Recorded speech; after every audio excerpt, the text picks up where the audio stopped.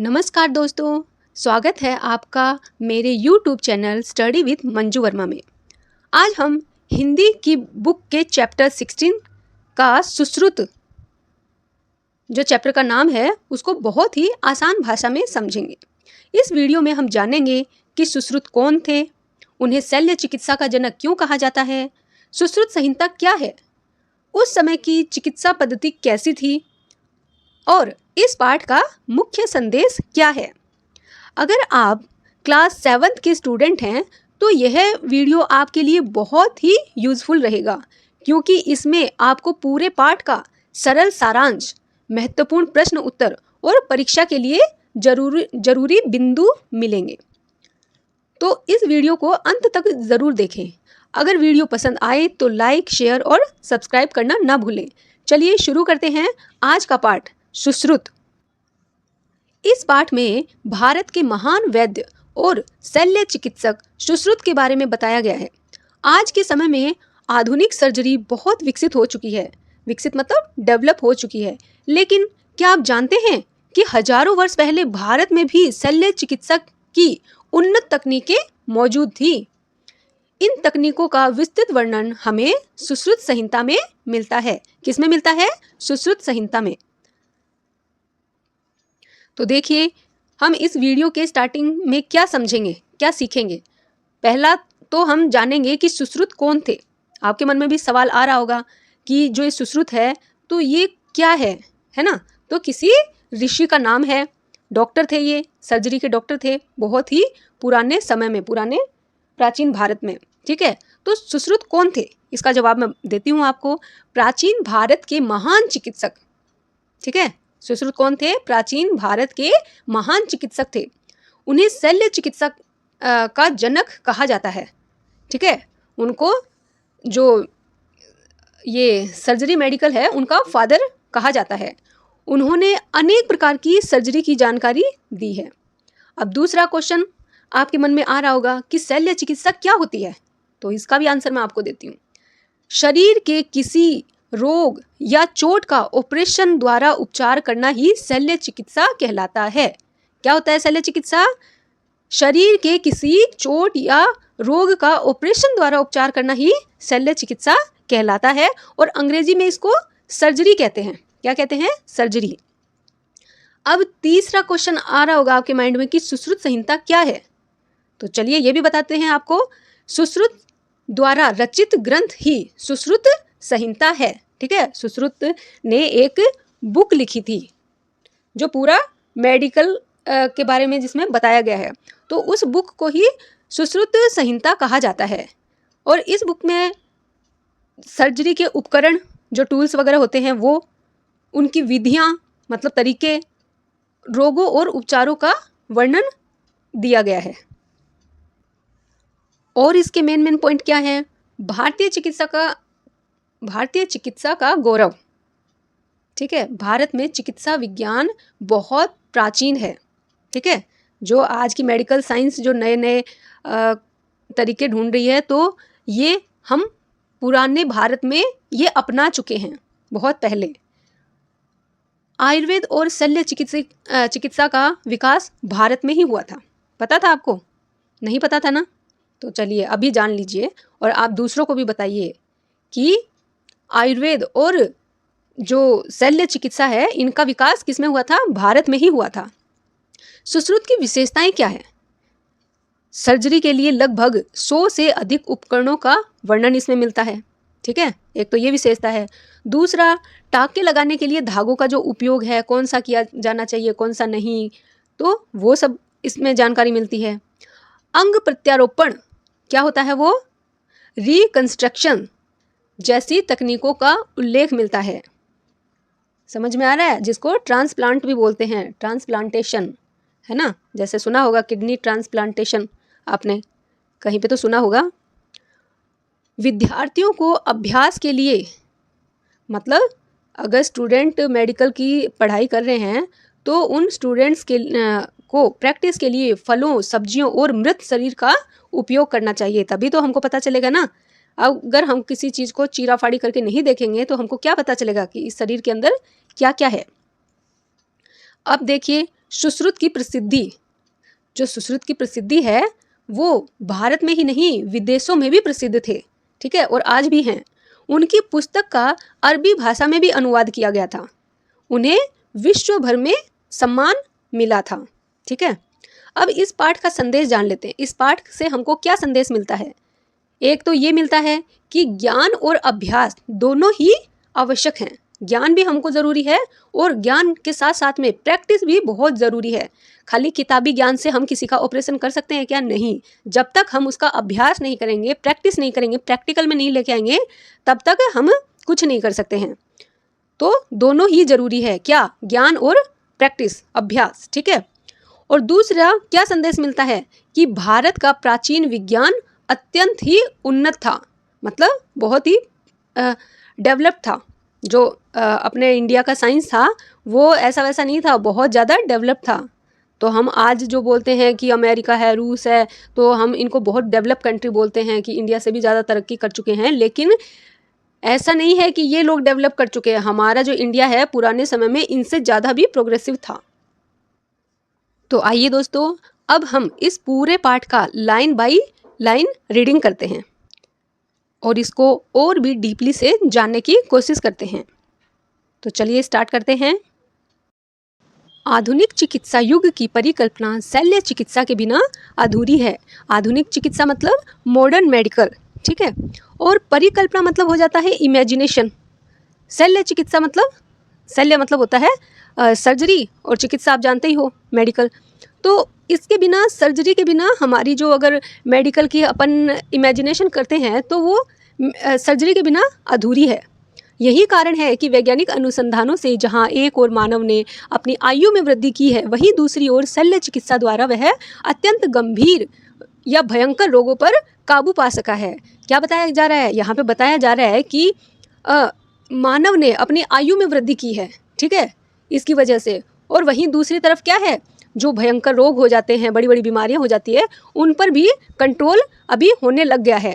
आजकल शल्य चिकित्सा के नए तरीके ढूंढे जा रहे हैं। पहले पुराने तरीके थे, होती थी शल्य चिकित्सा, लेकिन तरीके पुराने थे। लेकिन अभी नई जनरेशन बढ़ते जा रही है, नए तकनीकें डेवलप होते जा रहे हैं, नई टेक्निक्स वगैरह आती जा रही है, तो सब नए तरीके हैं, तो वो सब ढूंढे जा रहे हैं। इस दिशा में इतनी उन्नति हो चुकी है, उन्नति मतलब प्रोग्रेस हो चुकी है, कि एक व्यक्ति के शरीर का कोई अंग अब दूसरे व्यक्ति के शरीर पर लगाया जाना संभव है। मतलब अगर किसी व्यक्ति का कोई एक अंग, कोई बॉडी पार्ट डैमेज हो चुका है, तो दूसरे का लगाया जाना पॉसिबल है। समाचार पत्रों में पिछले दशक में आँखों के प्रत्यारोपण की चर्चा होती थी। मतलब पहले पिछले 10 सालों में अगर पीछे जाएं तो समाचार पत्रों में हम देखा करते थे कि आँखों का प्रत्यारोपण होता है। मतलब इसके बारे में हम सुना करते थे। प्रत्यारोपण होता है ट्रांसप्लांटेशन, ठीक है। मतलब अगर आँखें खराब हो गई हैं तो किसी दूसरे व्यक्ति की भी आँखें लगाई जा सकती हैं। तो हम ये पिछले कुछ 10 वर्षों पहले ये सब सुना करते थे। इस दशक में हृदय और गुर्दे प्रत्यारोपित कर मानव ने अपनी प्रतिभा का परिचय दिया है। लेकिन आज के मानव ने इतना डेवलप कर लिया है कि सिर्फ आँखें ही नहीं, हृदय मतलब होता है हार्ट, और गुर्दे मतलब होता है किडनी, इनको भी ट्रांसप्लांटेशन प्रोसेस द्वारा क्या किया जा सकता है, चेंज किया जा सकता है, ठीक है। अगर किसी के ख़राब हो जाते हैं, हार्ट है या किडनी है, किसी का ख़राब हो गया है, तो हम दूसरे का लगा सकते हैं। तो इस तरह से इंसान ने अपने टैलेंट का परिचय दिया है, मतलब अपने टैलेंट से लोगों को इंट्रोड्यूस करवाया है। आज विज्ञान नकली हाथ पांव के सहारे किसी भी अपंग के जीवन में उमंग भर देता है। उमंग मतलब होता है खुशी, अपंग मतलब होता है जिसका कोई हाथ नहीं है, किसी का पैर नहीं है, तो मतलब इस तरह के लोग होते हैं ना, विकलांग लोग। तो बताया जा रहा है कि साइंस ने इतनी तरक्की कर ली है कि आज के युग में अगर कोई इंसान अपंग है तो उसके नकली हाथ पांव लगाकर भी उसके जीवन में खुशियां भरी जा सकती हैं। यहाँ तक कि शरीर को सुडौल और सुंदर बनाने तक के लिए शल्य चिकित्सा की जाने लगी है। सुडौल और सुंदर मतलब क्या है? शरीर को सही आकार देना, ठीक है, जिसको फिट दिखाना बोला जा सकता है। तो ऐसे भी शल्य चिकित्सा के द्वारा ये पॉसिबल है। शल्य चिकित्सकों ने बिना चीर फाड़ के लेज़र किरणों द्वारा शल्य चिकित्सा भी आरंभ कर दी है।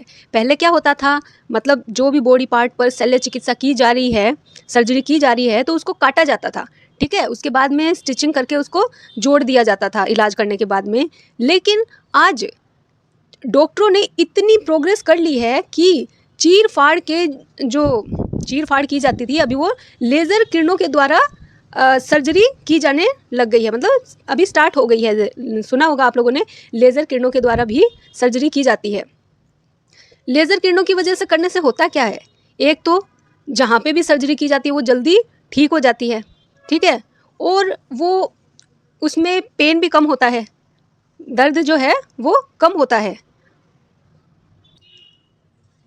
और यह सर्जरी बहुत ही बारीकी से की जाती है।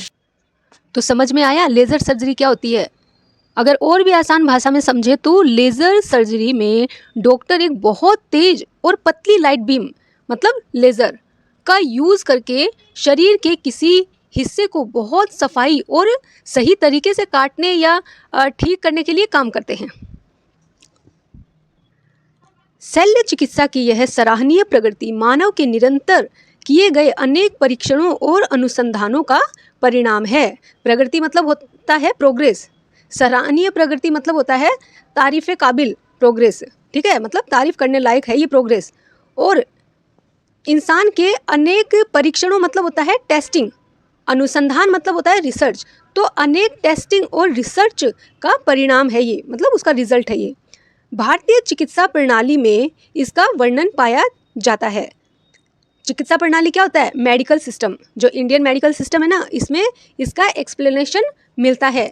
आज से सैकड़ों वर्ष पूर्व संसार के वर्तमान विकसित कहलाए जाने वाले डेवलपमेंट कहलाए जाने वाले देशों को भी शल्य चिकित्सा की जानकारी नहीं थी। अगर बहुत सालों पहले की बात करें ना, तो जो आज हम डेवलप कंट्री जिनको बोलते हैं, जैसे अमेरिका है, रूस है, इनको डेवलप्ड कंट्री बोला जाता है, तो इन डेवलप्ड कंट्रीज़ के अंदर भी जो ये शल्य चिकित्सा है इसकी जानकारी नहीं थी, इन लोगों को भी इसके बारे में कुछ नहीं पता था। उन दिनों ऋषि विश्वामित्र के वंशज सुश्रुत ने शल्य चिकित्सा का ज्ञान संसार को दिया। किसने दिया? विश्वामित्र के वंशज। वंशज मतलब होता है जैसे उस वंश में पैदा हुआ, ठीक है, जिसको इंग्लिश में लाइनेज बोला जाता है। तो उस वंश के कौन थे? सुश्रुत। सुश्रुत ने शल्य चिकित्सा का ज्ञान किसको दिया? संसार को दिया, वरना पहले लोगों को इसके बारे में कुछ पता नहीं था। शल्य चिकित्सा विज्ञान का इतिहास बहुत पुराना है। जो अपना सर्जरी मेडिकल सिस्टम है, इसकी हिस्ट्री बहुत ही पुरानी है। भारत में उस काल में भी वैद्य शल्य चिकित्सा करना जानते थे। मतलब बहुत पुराने टाइम की बात करें ना, तो उस टाइम के जो वैद्य लोग होते थे ना, तो वो भी शल्य चिकित्सा करना जानते थे, सर्जरी करना जानते थे। वे जड़ी बूटियों द्वारा तो रोगों का उपचार करते ही थे, साथ ही युद्ध में घायल हुए सैनिकों की शल्य चिकित्सा भी किया करते थे। कुचले या जख्मी अंग को काटकर उपचार किया जाता था, इसी को शल्य चिकित्सा कहते हैं। ठीक है, तो इसमें बताया जा रहा है कि जो वैद्य लोग थे पुराने ज़माने के, वो जड़ी बूटियों के द्वारा किसका, बीमारियों का इलाज किया करते थे, ठीक है, उपचार किया करते थे। साथ ही साथ में अगर मान लो पहले के ज़माने में युद्ध वगैरह भी हुआ करते थे, तो उसमें जो सैनिक लोग घायल हो जाते थे, तो शल्य चिकित्सा के द्वारा उनका भी इलाज किया जाता था। ठीक है, कुछ सैनिक होते थे जैसे घायल हो गए हैं या किसी वजह से कुचले गए हैं, जख्मी हो गए हैं, तो ऐसा मान लो उनकी ऐसी स्थिति को काटना पड़ेगा, तो उस अंग को काटकर भी उनका उपचार किया जाता था। तो अंगों को अगर काट पीट के उनका उपचार किया जा रहा है, ट्रीटमेंट किया जा रहा है, तो इसी को शल्य चिकित्सा कहते हैं। ठीक है, क्या कहते हैं? शल्य चिकित्सा। फिर आगे देखिए, तत्कालीन सामाजिक परिस्थितियां अलग थी। तत्कालीन मतलब उस समय की जो सोशल सिचुएशन थी वो अलग हुआ करती थी। कैसे? देखो, शिकार उस समय जनजीवन का अंग था, मतलब ये एक कॉमन लाइफ का पार्ट था। शिकार करना है और फिर उसको खाना है, तो ये कॉमन लाइफ का ही एक क्या था, कॉमन लाइफ का ही हिस्सा हुआ करता था। अतः मानव और पशु शरीर की जानकारी उन्हें सहज ही प्राप्त हो जाती थी। सहज ही मतलब इजीली ही उनको उनकी जानकारी रहती थी, क्योंकि अगर किसी का शरीर हम काटते हैं, जैसे सब्जियां काटते हैं, मम्मी लोग हैं सब्जियां काटती हैं, फ्रूट्स काटती हैं, तो उनको उनके बारे में पता है कि ये अंदर से कैसा होता है, इसके शीट्स कैसे होते हैं, है ना, तो कैसा दिखता है, कौन सा कलर है, तो पता रहता है। वैसे ही पहले लोग शिकार करके ही अपना भोजन करते थे, तो उनको उनके शरीर के बारे में जब वो काटापीटी करते थे तो उनको उनकी जानकारी आसानी से प्राप्त हो जाती थी। यही कारण है कि सुश्रुत ने न केवल स्वयं इस क्षेत्र में कुशलता प्राप्त की, अपितु दूसरे लोगों को भी इसका ज्ञान दिया। ठीक है, इसी वजह से जो सुश्रुत को ज्ञान मिला था तो उन्होंने खुद तक सीमित न रहकर अपनी कुशलता को, अपनी स्किल को उन्होंने क्या किया, दूसरे लोगों तक भी अपनी स्किल को पहुंचाया। ठीक है, भारतीय संस्कृति में ब्रह्मा को सृष्टि का रचयिता माना जाता है। अपना जो इंडियन कल्चर है, संस्कृति मतलब होता है कल्चर, तो इंडियन संस्कृति के अंदर, इंडियन कल्चर के अंदर किसको सृष्टि का क्रिएचर माना जाता है? सृष्टि मतलब होता है वर्ल्ड और रचयिता होता है क्रिएचर। तो किसको वर्ल्ड का क्रिएचर माना जाता है? ब्रह्मा जी को। माना जाता है कि उन्होंने ही आयुर्वेद शास्त्र का ज्ञान किसको दिया था? प्रजापति को। किसको दिया था? प्रजापति को। आयुर्वेद शास्त्र जिसको हम इंग्लिश में बोलते हैं आयुर्वेदिक साइंस। ठीक है, तो उन्होंने, ब्रह्मा जी ने इसका ज्ञान किसको दिया था? प्रजापति को दिया था। ठीक है, प्रजापति ने यह अश्विनी कुमारों को दिया था। ठीक है, अश्विनी कुमार अगर बोले तो डॉक्टर्स ऑफ गॉड्स। ठीक है, जो देवताओं के डॉक्टर्स होते थे उन्हीं को अश्विनी कुमार बोला जाता है। तो प्रजापति ने यह ज्ञान किसको दिया? अश्विनी कुमारों को दिया। हमारे वैदिक साहित्य में भी, अगर हमारा वैदिक लिटरेचर अगर देखें पढ़ के, तो उसमें भी अश्विनी कुमारों द्वारा अद्भुत रोग उपचार की चर्चा है। इस क्षेत्र में सुश्रुत के प्रयोगों पर आधारित सुश्रुत शल्य तंत्र ही प्रथम प्रामाणिक ग्रंथ है। ग्रंथ मतलब होता है बुक, और प्रामाणिक मतलब होता है प्रमाण सहित। मतलब उसका क्लू मिला है हमको कि सुश्रुत ने जो भी प्रयोग किए थे, ठीक है, तो वो सारे प्रयोग एक ग्रंथ में मिलते हैं। और वो उस ग्रंथ का नाम क्या है? उस ग्रंथ का नाम है सुश्रुत शल्य तंत्र। माना जाता है कि इस ग्रंथ की रचना ईसा पूर्व 6ठी शताब्दी में हुई थी, मतलब 6th सेंचुरी में हुई थी। तब से लगभग 200 वर्ष बाद नागार्जुन ने, किसने? नागार्जुन ने इस ग्रंथ को एक नया रूप प्रदान किया, मतलब उसको थोड़ा मॉडिफाई किया। कुछ विद्वान इस ग्रंथ का रचना काल ईसा पूर्व 2री-3री शताब्दी मानते हैं। मतलब इन बातों में क्या है? इन बातों में विद्वानों में भी मतभेद है, कन्फर्म नहीं है कि ये ग्रंथ कब लिखा गया था। कुछ लोग इसको 6ठी शताब्दी में लिखा हुआ मानते हैं और कुछ लोग इसको, कुछ विद्वान मानते हैं कि 2री या 3री शताब्दी में लिखा गया था। इन विवादों के बाद भी कहा जा सकता है कि निश्चित तौर पर इसका रचना काल चरक लिखित चरक संहिता के बाद का है। मतलब जो चरक थे, ऋषि चरक थे, उन्होंने भी एक बुक लिखी थी जिसका नाम था चरक संहिता। वो भी मेडिकल साइंस पे ही आधारित है। ठीक है, तो ऐसा माना जाता है कि जो ये बुक है वो चरक संहिता के बाद का है। क्यों माना जाता है? क्योंकि चरक संहिता में मेडिकल उपचार, मतलब ये जड़ी बूटियों से ही उपचार लिखा हुआ है। ठीक है, वहाँ तक ही सीमित था कि जड़ी बूटियों से ही इलाज किया जाए। शल्य चिकित्सा का वहाँ पर कोई भी जिक्र नहीं है। तो इसका मतलब कि ये चरक संहिता के बाद में ही लिखा गया है। अगर चरक संहिता बाद में लिखी जाती तो उसमें भी ये शल्य चिकित्सा के बारे में आता, लेकिन चरक संहिता के अंदर शल्य चिकित्सा के बारे में कुछ भी नहीं लिखा हुआ है। ठीक है, चरक संहिता में शल्य चिकित्सा द्वारा उपचार का कहीं पर भी संकेत नहीं है, जिक्र नहीं है, क्लू नहीं है। सुश्रुत संहिता में लगभग 120 अध्याय हैं। कितने? 120 चैप्टर्स हैं। किसमें? सुश्रुत संहिता के अंदर कितने चैप्टर हैं? 120, 120। इस ग्रंथ का लेखन प्रश्नोत्तर रूप में किया गया है। कहने का मतलब ये है कि ये जो लेखन की प्रक्रिया है, प्रश्न उत्तर के रूप में ये पूरी किताब लिखी गई है। ठीक है, एक जन प्रश्न कर रहा है और दूसरा इसका उत्तर दे रहा है, तो पूरी बुक ही इसी के ऊपर आधारित है, इसी तरीके से लिखा गया है।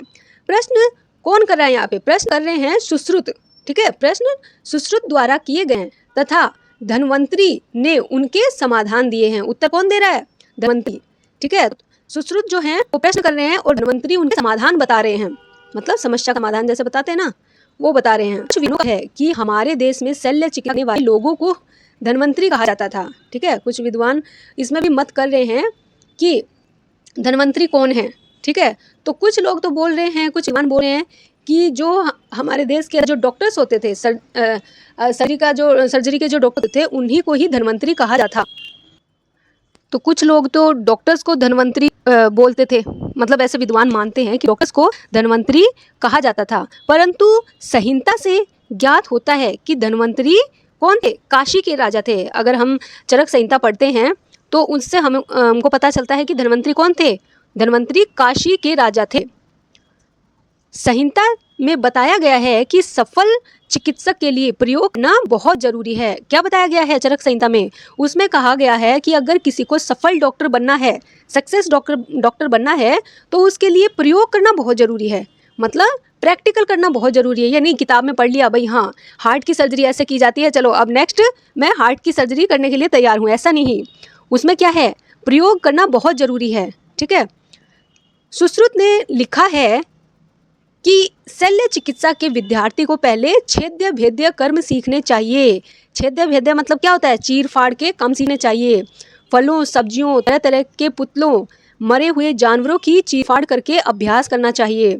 सुश्रुत शव की त्वचा भेद कर अपने विद्यार्थियों को शरीर की मांसपेशियां मतलब मसल्स, हड्डियां मतलब बोन्स तथा भीतरी अंगों का अध्ययन कराते थे। जो सुश्रुत जो थे ना, वो अपने स्टूडेंट को कैसे ये सब सिखाते थे। वो जो कोई मृत शरीर होता था, मरा हुआ शरीर होता था, उसको चीर फाड़ के उसकी मांसपेशियां दिखाते थे, उसकी हड्डियों को दिखाते थे, और जो भी उसके इंटरनल पार्ट होते हैं वो दिखाते थे और सिखाते थे कि ये कैसे कैसे काम करते हैं, इनका कैसे कैसे इलाज किया जाता है।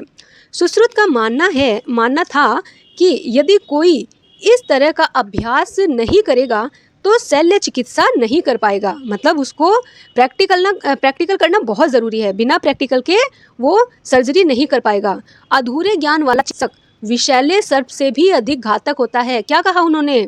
कि आधा ज्ञान, कहते हैं ना आधा ज्ञान हमेशा ही क्या होता है? हमारे लिए विनाशकारी होता है। तो यही उन्होंने कहा है कि अधूरे ज्ञान वाला डॉक्टर जहरीले सांप से भी ज़्यादा घातक मतलब नुकसान पहुंचाने वाला होता है। ठीक है। सुश्रुत ने लिखा है कि कुशल डॉक्टर बनने के लिए पुस्तकीय ज्ञान तथा व्यवहारिक प्रयोग दोनों ही जरूरी है। क्या कहा सुश्रुत ने? उन्होंने कहा कि स्किल्ड डॉक्टर बनने के लिए हमको क्या करना चाहिए? पुस्तकीय ज्ञान मतलब किताबी ज्ञान और फिजिकल जो प्रयोग किए जाते हैं वो दोनों ही बहुत ज़रूरी होते हैं। सुश्रुत ने अपने ग्रंथ में शल्य चिकित्सा में काम आने वाले लगभग 100 यंत्रों का वर्णन किया है। 100 मतलब 100 जो टूल्स होते हैं ना, उसमें 100 टूल्स तक का एक्सप्लेन करके बताया गया है।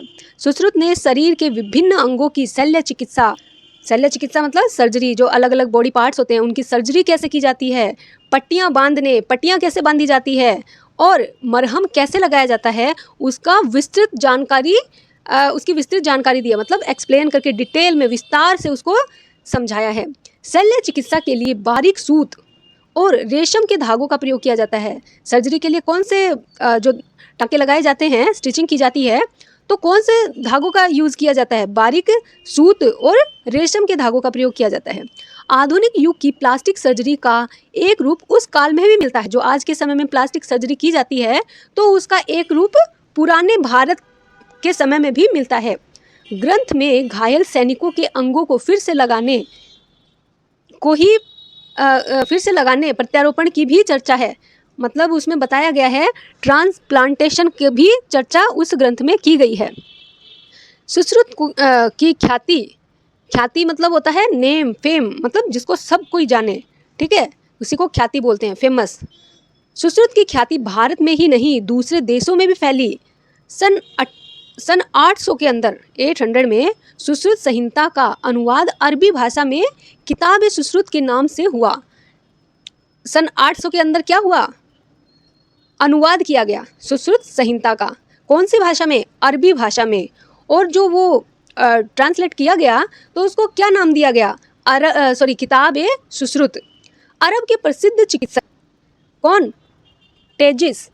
अरब के एक बहुत ही फेमस डॉक्टर थे जिनका नाम था टेजिस। उन्होंने अपनी पुस्तकों में सुश्रुत का उल्लेख किया तथा उसे शल्य विज्ञान का आचार्य माना। यह सत्य है कि सुश्रुत के जीवन के विषय में कोई ठोस जानकारी मिलती नहीं मिलती है, परंतु उनका काम निश्चित रूप से महान है। मतलब उनके बारे में कोई, उनकी लाइफ के बारे में अगर देखेंगे ना, तो कहीं पे कोई जानकारी मिलती नहीं है, इन्फॉर्मेशन नहीं मिलती है जिसको सॉलिड बोला जा सके, प्रूफ के साथ बोला जा सके। लेकिन वो बहुत फेमस थे अपने काम की वजह से। भारतीय शल्य चिकित्सा के इतिहास में सुश्रुत का नाम सदैव आदर से स्मरण किया जाता रहेगा। तो दोस्तों, यह था चैप्टर 16 सुश्रुत का आसान और विस्तृत एक्सप्लेनेशन। इस पाठ से हमें पता चलता है कि भारत प्राचीन काल से ही चिकित्सा विज्ञान में बहुत आगे था और सुश्रुत जैसे महान विद्वानों ने पूरी दुनिया को नई दिशा दी। अगर आपको यह वीडियो उपयोगी लगा हो तो वीडियो को लाइक करें, अपने दोस्तों के साथ शेयर करें और ऐसे ही आसान एक्सप्लेनेशन के लिए चैनल को सब्सक्राइब करें। धन्यवाद। मिलते हैं अगली वीडियो में।